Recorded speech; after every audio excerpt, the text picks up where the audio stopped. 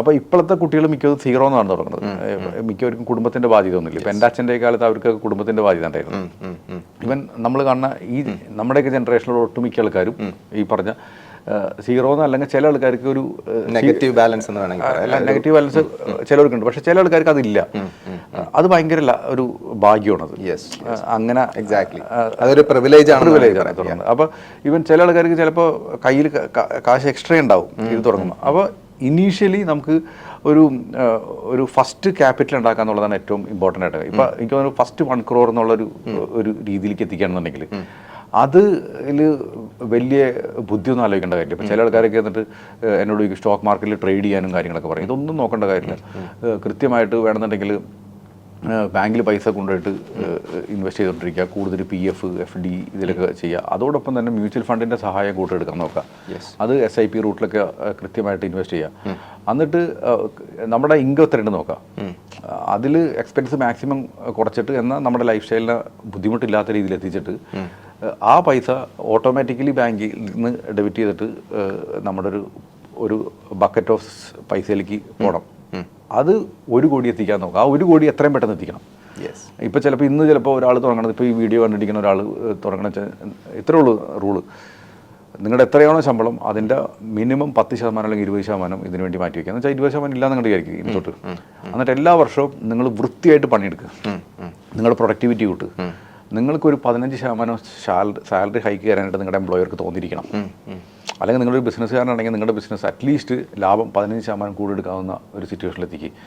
എന്നിട്ട് ഈ പറഞ്ഞ എത്രയാണോ അപ്രീസിയേഷൻ വരുന്നത് എല്ലാ വർഷവും ഒരു 10% ടോപ്പ് അപ്പ് ചെയ്യും നിങ്ങളുടെ സേവിങ്സിന്.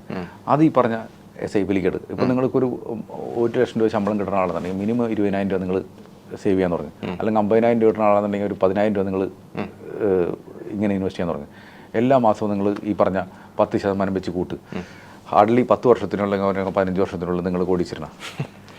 കോടിയായി കഴിഞ്ഞാൽ ഗെയിം മാറി. പിന്നെ ആ ഫണ്ടിന് 10% ഗ്രോത്ത് ഉണ്ടായാൽ മതി.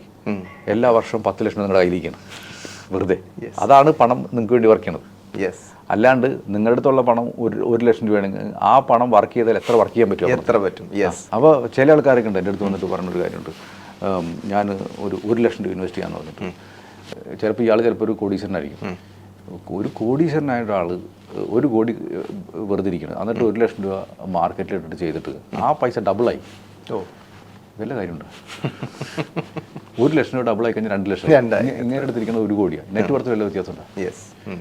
അപ്പോൾ ഇത് നമ്മൾ എപ്പോഴും മനസ്സിലാക്കണം നമ്മുടെ ക്യാപിറ്റൽ എത്രയാണ്. അതിനനുസരിച്ചുള്ള റെസ്പെക്ട്ഫുൾ ആയിട്ടുള്ള പൈസ ഇൻവെസ്റ്റ് ചെയ്യുക. അറ്റ്ലീസ്റ്റ് നിങ്ങളൊരു നല്ലൊരു ഇൻവെസ്റ്റ്മെൻറ്റിലേക്ക് നീങ്ങണമെങ്കിൽ നിങ്ങളുടെ നെറ്റ് വർത്തിൻ്റെ ഒരു 5% 10% ഉണ്ടെങ്കിൽ മാത്രം ആ ഇൻവെസ്റ്റ്മെൻറ്റിലേക്ക് പോയാൽ മതി. അല്ലെങ്കിൽ why do you want to waste the time? Exactly. ചില ആൾക്കാരൊക്കെ എന്നോട് പറയും ടെസ്റ്റ് ചെയ്യാൻ വേണ്ടി മ്യൂച്വൽ ഫണ്ട് വന്നിട്ടുണ്ട്, അല്ലെങ്കിൽ ടെസ്റ്റ് ചെയ്യാൻ വേണ്ടി സ്റ്റോക്കിലുണ്ട്. ഈ ടെസ്റ്റ് ചെയ്യേണ്ടത് ആത്മാർത്ഥമായിട്ട് ഫുൾ എഫേർട്ട് എടുത്തിട്ട് ചെയ്യണമെങ്കിൽ ചെയ്താൽ മതി. അല്ലെങ്കിൽ ടെസ്റ്റ് ചെയ്യാനായിട്ട് നിങ്ങൾ എത്ര ആത്മാർത്ഥത കാണിക്കാല്ലേ? ഒബ്വിയസ്ലി നമ്മളൊരു ഈവൻ നമ്മളോട് ചിലപ്പോൾ ഒരു അഡ്വൈസർ എടുത്ത് വരണം. ഈ അഡ്വൈസറായിട്ടൊരു വർത്തമാനം പറഞ്ഞതിന് നിങ്ങൾക്ക് സമയം പോണില്ലേ? അതിന് നിങ്ങളൊരു സമയം റെസ്പെക്ട് ചെയ്യട്ടെ. അപ്പോൾ ഇതൊന്ന് കൃത്യമായിട്ട് ചെയ്ത് കഴിഞ്ഞാൽ തന്നെ നിങ്ങൾക്ക് പൈസയ്ക്ക് വേണ്ടി വർക്ക് ചെയ്യണമെങ്കിൽ പൈസയ്ക്ക് ഒരു സൈസ് ഉണ്ടാവണം. അല്ലെങ്കിൽ പൈസയ്ക്ക് വർക്ക് ചെയ്താലും ആ പൈസ എത്ര വർക്ക് ചെയ്താലും നിങ്ങൾക്ക് ലീസ്റ്റ് എമൗണ്ട് ആയിരിക്കും നമുക്ക് തോന്നില്ല. ജനറേറ്റ് ചെയ്യാൻ പറ്റും. ആദ്യത്തെ കേസ് എന്ന് വെച്ചാൽ ഒരു നല്ലൊരു ഈ പറഞ്ഞ ഒരു ടാർഗറ്റ് വയ്ക്കുക. എൻ്റെ ബേസ് ക്യാപിറ്റലിൽ നിന്ന് അത് 1 കോടിയാണെങ്കിൽ 1 കോടി, അല്ലെങ്കിൽ 10 ലക്ഷം ആണെങ്കിൽ 10 ലക്ഷം. ആ പൈസ എത്തിക്കാനായിട്ട് നിങ്ങൾ അവിടെ ആ ബുദ്ധിയൊന്നും ഉപയോഗിക്കണ്ട. വേണ്ട. കാരണം വെച്ചാൽ ഇപ്പോൾ എൻ്റെ അടുത്ത് ഇപ്പോൾ ഉദാഹരണം പറഞ്ഞാൽ ഒരു 10 കോടി ഉണ്ടെന്ന്, അല്ലെങ്കിൽ 1 കോടി ഉണ്ടെന്ന് എനിക്ക്. അപ്പോൾ എന്നെ സംബന്ധിച്ച് ബാക്കിയുള്ള എൻ്റെ എമർജൻസി എല്ലാം അവിടെ ഇതാക്കിയുള്ളൂ. എനിക്ക് അതിനെപ്പറ്റി അറിയണ്ട. അപ്പോൾ എനിക്ക് വേണമെങ്കിൽ എൻ്റെ ഒരു നല്ലൊരു ഫ്രണ്ട് വന്ന് പറഞ്ഞ് ഒരു ബിസിനസ് ഐഡിയ ഉണ്ട്, അത് ചെയ്യണം എന്ന് പറഞ്ഞു. ഒരു 20 ലക്ഷം രൂപ ക്യാപിറ്റൽ ഉണ്ടെങ്കിൽ എനിക്ക് ഈക്വൽ പാർട്ണർ ആവാമെന്ന് പറയണം. അപ്പോൾ എനിക്കിവിടെ ഈ 1 കോടി ഇരിക്കുന്നതിൻ്റെ പേരിൽ എനിക്ക് 20 ലക്ഷം മാറ്റി വെച്ചെന്ന് വെച്ചാൽ എൻ്റെ ബാക്കിയുള്ള ലൈഫ് സ്റ്റൈലിൽ ഒന്നും സംഭവിക്കാൻ പോണില്ല. ഞാൻ അങ്ങനെ കൃത്യമായിട്ട് പഠിച്ചിട്ട് ഞാൻ ആ 20 ലക്ഷം കൊടുത്ത് ആ 20 ലക്ഷം ചിലപ്പോൾ ഇയാൾ ചിലപ്പോൾ 5 കൊല്ലം കൊണ്ട് ചിലപ്പം 5 ടൈംസ് ആക്കി തരും. നല്ല ബിസിനസ് ആണെങ്കിൽ അത് കണ്ണി കണ്ട ബിസിനസ് ചെയ്യരുത്. നമുക്ക് ആ പ്രൊമോട്ടറൊക്കെ മനസ്സിലായി ആ റിസ്ക് എടുക്കണമെന്നുണ്ടെങ്കിൽ എൻ്റെ അടുത്ത് 1 കോടി വേണം. എൻ്റെ അടുത്ത് 10 ലക്ഷം ഉള്ളെങ്കിൽ എനിക്കിതിനെപ്പറ്റി ചിന്തിക്കാൻ പോലും പറ്റുമോ? ക്യാപിറ്റൽ കൂടുന്തോറും നമ്മുടെ റിസ്ക് എടുക്കാനുള്ള കപ്പാസിറ്റികൾ കൂടിക്കൊണ്ടിരിക്കുകയാണ്. അപ്പോൾ ഇങ്ങനെ കുറേ കാര്യങ്ങൾ നമ്മുടെ അടുത്തൊരു നല്ലൊരു എനിക്ക് തോന്നുന്നു ഇന്നത്തെ കാലത്ത് 1 കോടി ഉണ്ടാക്കാൻ ആരെക്കൊണ്ടും ബുദ്ധിമുട്ടില്ല. അതെയോ? ഒരു ബുദ്ധിമുട്ടില്ല. ഞാൻ പറഞ്ഞ ഇതും കേട്ടിട്ട് കാര്യം സ്കാം ആയിട്ടൊന്നും തന്നെ എടുക്കല്ലേ അതല്ല ഇപ്പൊ നിഖിൽ സാർ വരുന്നത് കാത്തിരിക്കുന്ന കുറെ ആൾക്കാരാണ് നമ്മുടെ ഈ ക്യാമറ ക്രൂ മെമ്പേഴ്സ് ഒക്കെ. കാര്യം അവരും കുറച്ച് ഇതിൽ നിന്നുള്ള ടിപ്സ് എല്ലാം കേട്ടിട്ട് അവരുടെ പേഴ്സണൽ ബഡ്ജറ്റിംഗ് ഒക്കെ ഒന്ന് മാറ്റണമെന്ന് വിചാരിച്ചിരിക്കുന്ന അല്ല. ഈ ക്യാമറക്കാരോട് എല്ലാവരോടും പറയുന്നത്, എന്നെ ക്യാമറക്കാരൊക്കെ എന്നെ നിങ്ങളുടെ അസോസിയേഷൻകാരൊക്കെ എന്നെ വിളിച്ചിട്ട് സംസാരിച്ചിട്ടുണ്ട്. പക്ഷെ ഞാൻ അവരോട് എല്ലാവരോടും പറഞ്ഞു, എൻ്റെ ഒരു ക്ലയൻ്റ് ഉണ്ട്, പണ്ടേ തുടങ്ങിയിട്ട് നമ്മുടെ വീഡിയോ കണ്ടിട്ട് വന്നിട്ടൊരു ക്ലയൻ്റാണ്. അപ്പോൾ പുള്ളി നമ്മൾ പറഞ്ഞ എല്ലാവരും ഡൈഹാർഡായിട്ട് ഫോളോ ചെയ്യുന്ന ഒരാൾ മനുഷ്യനാണ്. അങ്ങേരുടെ അടുത്ത് മിനിമം നെറ്റ് വർത്ത് ഈ പറഞ്ഞ പൈസയൊക്കെ ഉണ്ടാവും. ഇപ്പം ചെയ്തിട്ട് എല്ലാവരും ഈ പറഞ്ഞ സൈപ്പിൽ കൂടെ ചെയ്തിട്ട് മാത്രം പുള്ളി എത്തിയേക്കണത്. പുള്ളിക്ക് പാസീവിംഗ് ആയിട്ട് 10-25,000 രൂപ കിട്ടുന്നുണ്ട് ഈ പറഞ്ഞ കാര്യം. ഇതെല്ലാവരും ഈ ഒറ്റയടിക്ക് ഉണ്ടാക്കിയിട്ടുള്ള മനുഷ്യനല്ല കേട്ടോ, കഷ്ടപ്പെട്ടുണ്ടാക്കിയിട്ടുള്ള ആളാണ്. എന്നാലും പ്രോബബ്ലി ഓരോരുത്തരുടെ കപ്പാസിറ്റി പോലെ ആയിരിക്കുമല്ലോ, എത്ര ഇയേഴ്സ് അല്ലെങ്കിൽ എത്ര ടേം കൊണ്ട് നമുക്ക് അത് അച്ചീവ് ചെയ്യാൻ പറ്റില്ല. വളരെ സിമ്പിൾ. നിങ്ങൾക്ക് മാസം എത്ര രൂപ മാറ്റി വയ്ക്കാൻ പറ്റും? 15,000 രൂപ മാറ്റി വയ്ക്കാൻ പറ്റും.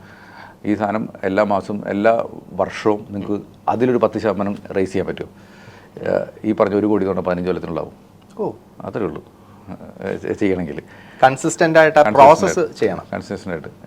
ഇപ്പം നമ്മൾ വളരെ സിമ്പിളായിട്ട് പറഞ്ഞു കഴിഞ്ഞാൽ നമ്മൾ പറയില്ലേ, ഇതെല്ലാം 8ാം ക്ലാസ്സിൽ മാത്സ് ആണ്ടാ പറയണത്, ഇതിന് വലിയ ദൂരമൊന്നും വേണ്ട ഈ പറഞ്ഞ സാധനത്തിന്. നമുക്ക് 100 രൂപ ഉണ്ടെങ്കിൽ എല്ലാ ദിവസവും അതിലേക്ക് 1% 1 രൂപ ഞാൻ ആഡ് ചെയ്യാന്ന് പറഞ്ഞത്. അങ്ങനെയാണെങ്കിൽ എത്ര ദിവസം എടുക്കും? 100 രൂപ ഡബിൾ ആവാനായിട്ട് 100 ദിവസം എടുക്കും അല്ലേ? സിമ്പിൾ മാക്സ് 1 രൂപ ചെല്ലും. അതിന് പകരം ഞാൻ 1 രൂപ എന്നുള്ളതിന് പകരം 1% ആക്കണം. അപ്പോൾ 1% ആയി കഴിഞ്ഞാൽ ആദ്യത്തെ ദിവസം 100ൻ്റെ 1%, പിന്നത്തെ ദിവസം 101ൻ്റെ 1% ആണ്. പിന്നെ അതിൻ്റെ 1% ആഡ് ചെയ്യുക, ആ പെർസെൻറ്റേജിന് ഇതിനാണ്. അങ്ങനെയാണെങ്കിൽ എത്ര ദിവസം എടുക്കും ഡബിൾ ആവാനായിട്ട്? 70 ദിവസം എടുക്കുള്ളൂ. 30 ദിവസം ലാഭിക്കുക. ശരി, 30 ദിവസം ലാഭിക്കുക. നിങ്ങൾ എന്ത് പണിയെടുക്കണമെങ്കിൽ, ബിസിനസ്സുകാരനാണോ ജോലിക്കാരനാണോ, എടുക്കണ പണിയിൽ വൃത്തിയായിട്ട് പ്രൊഡക്ടിവിറ്റി കൂട്ടുക. ലാഭം അല്ലെങ്കിൽ നിങ്ങളുടെ ശമ്പളം കിട്ടാനുള്ള കേപ്പബിലിറ്റി കൂട്ട്, ചിലവ് കൂട്ടല്ലേ. അതും പറഞ്ഞിട്ട് നിങ്ങൾ നിങ്ങളുടെ ലൈഫ് സ്റ്റൈൽ കുറയ്ക്കല്ലേ. കാരണം ലൈഫ് സ്റ്റൈൽ കുറച്ചാൽ നിങ്ങൾക്ക് ബോറടിയോ, പിന്നെ നിങ്ങൾക്ക് പണിയെടുക്കാൻ ഇൻട്രസ്റ്റ് ഉണ്ടാവില്ല. അപ്പോൾ ഇങ്ങനെയാണെന്നുണ്ടെങ്കിൽ നിങ്ങൾ സെൽഫ് മോട്ടിവേറ്റഡ് ആണ്. കാരണം നിങ്ങൾക്ക് ഡിസേർവിംഗ് ആയിട്ടുള്ള സാധനങ്ങൾ കിട്ടുന്നുണ്ട്, നിങ്ങൾക്ക് പണിയെടുക്കാനുള്ള എനർജി കൂടും, നിങ്ങളുടെ ഇൻകം കൂടും, സേവിങ്സ് കൂടും. നിങ്ങൾ കൃത്യമായിട്ട് ഇൻവെസ്റ്റ് ചെയ്യുക. പിന്നെ ഇതിനൊന്നും ഷോർട്ട് കട്ടൊന്നുമില്ല. ഇപ്പോൾ ഇന്ന് കാലത്ത് ഞാൻ മോനായിട്ട് സൈക്കിളിന് പോയ ടൈമിൽ ഞാൻ പറഞ്ഞു വരുമ്പോൾ കുറേ കയറി പറയും കേട്ടോ. എന്നാലും എനിക്ക് തോന്നുന്നത് ഇത് പറയാവുന്ന ഒരു സാധനമാണ്. കാരണം വെച്ചാൽ ഒരു പയ്യൻ ഏതാണ്ട് 20-22 വയസ്സുള്ള പയ്യൻ ലോട്ടറി എടുക്കണം. അപ്പോൾ ഞാനും മോനും കൂടി സൈക്കിളിന് പോകുന്ന ടൈമിൽ ഞങ്ങൾ ഇങ്ങനെ ഒന്ന് പതുക്കെ നിർത്തിയിട്ട് ഇവനോട് സംസാരിച്ച്, ലോട്ടറി എടുത്തില്ല എന്നൊക്കെ ഞാൻ ചിരിച്ച് സംസാരിച്ചു. അപ്പോൾ ലോട്ടറി ഞാൻ എടുക്കാറുണ്ട്, സ്ഥിരം എടുക്കാറെന്ന് പറയും. അപ്പോൾ ഞാൻ ചിന്തിനി ലോട്ടറി എടുക്കുന്നത്, ഞാനൊരു എനിക്കറിയണ ഒരു റെസ്റ്റോറൻറ്റിലെ വെയിറ്ററാണ്. അപ്പോൾ പുള്ളിക്ക് പറഞ്ഞു, ഒന്നും ശമ്പളമില്ല അണ്ണ, തമിഴാണ്, ശമ്പളമൊന്നും ഇല്ല അണ്ണ, അപ്പോൾ എനിക്ക് ഈ ലോട്ടറി അടിച്ചിട്ട് വേണം എനിക്ക് രക്ഷപ്പെടാമെന്ന് പറഞ്ഞിട്ട് പറയാണ്. അപ്പോൾ ശരിക്കും പറഞ്ഞാൽ ഇയാൾ എനിക്ക് കേട്ടിട്ട് പോകുന്നതിന് ചിലപ്പോൾ ഒരു 22-23 വയസ്സുള്ളൂ. അപ്പോൾ ഏകദേശം പുള്ളി 1 വർഷമായിട്ട് ലോട്ടറി എടുത്തുകൊണ്ടിരിക്കുന്ന ആളാന്ന് തോന്നുന്നു. 30 രൂപ വെച്ചിട്ട് എല്ലാ ദിവസവും തീർക്കുന്നുണ്ടാവും. 40 രൂപ, ഈ 40 രൂപ എന്ന് പറഞ്ഞാൽ ഒരു മാസം 40 രൂപ, 40 × 30 എത്രയാണ് നോക്കിയേ, ഏകദേശം 1200 രൂപയില്ലേ. ഈ 1200 രൂപയ്ക്ക് SIP ചെയ്താൽ പോരെ? 10 ലക്ഷം വല്ല ബുദ്ധിമുട്ടുണ്ടോ? ഇയാൾക്ക് 10 ലക്ഷം ആയി കഴിഞ്ഞ് കഴിഞ്ഞാൽ ഇയാൾക്കുള്ള ധൈര്യം ആലോചിച്ച് നോക്കി. കറക്റ്റ്. ഈ പറഞ്ഞ നിങ്ങൾക്ക് ഭാഗ്യം കൊണ്ട് മില്യനാറാണോ അധ്വാനിച്ചിട്ട് മില്യനാറാണോ?